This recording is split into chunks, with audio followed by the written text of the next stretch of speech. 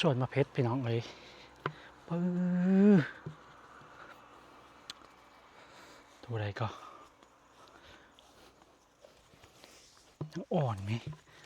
เป็นลายขนาดเลย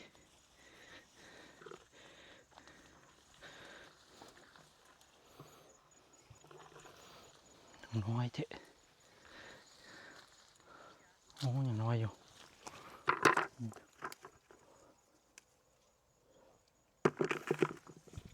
พิษแจ่วใส่นี่คักอยู่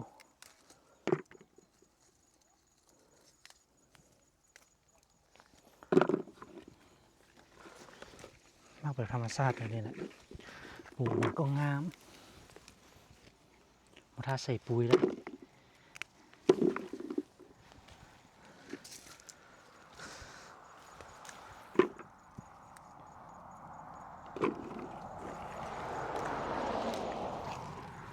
ใส่ฝุ่นธรรมชาติฝุ่นโคใส่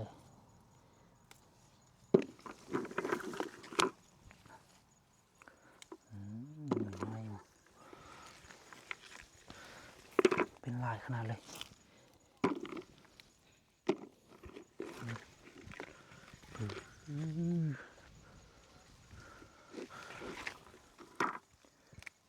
ยาวได้อยู่โอเคอยู่สำนี้เปิด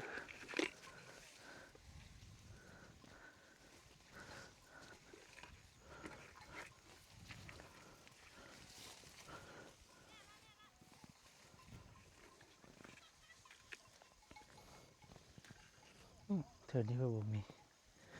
มันกำลังเป็นมากลาย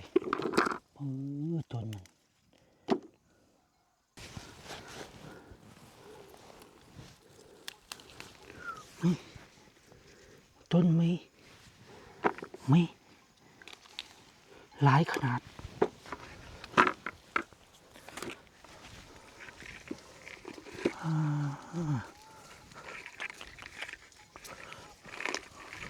แล้วใส่ปุ๋ยนี่นะสามันนะต้นนี่ง่านี่มี10 ปลายหน่วยพอนะ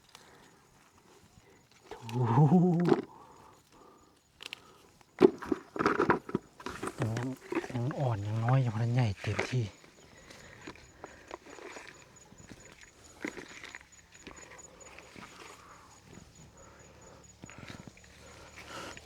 หลายขนาด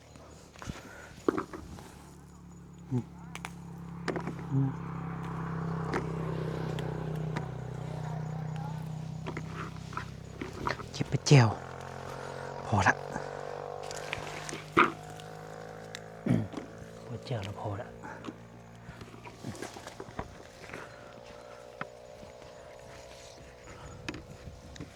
ลายอีนี้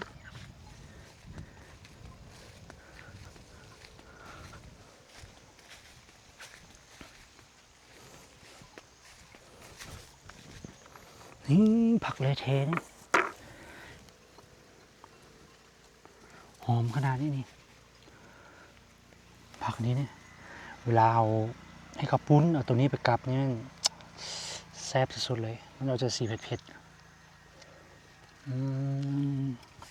สดๆเลยเอาสีเผ็ดๆผักเลเทลายขนาดนี้ทั้งหมดเลย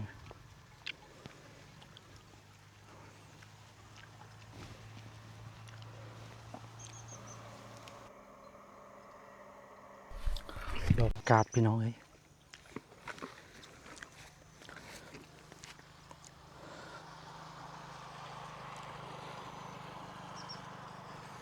งามอีหลี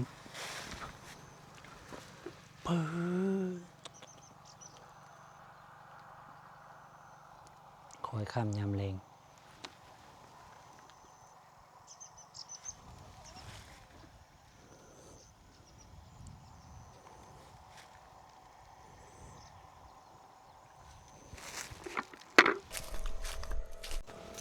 ทุ่งไห้ทุ่งนาคือเขาพี่น้องเอ้ย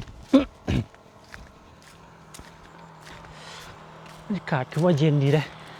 ทุ่งไห้ทุ่งนานี่ก็ได้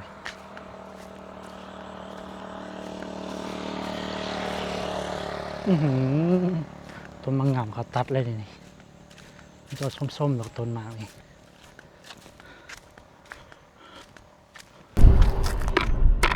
บางลูกปืนพี่น้อง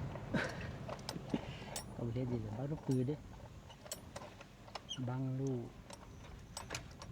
บาโซ่วะเฮ็ดหัวเฉย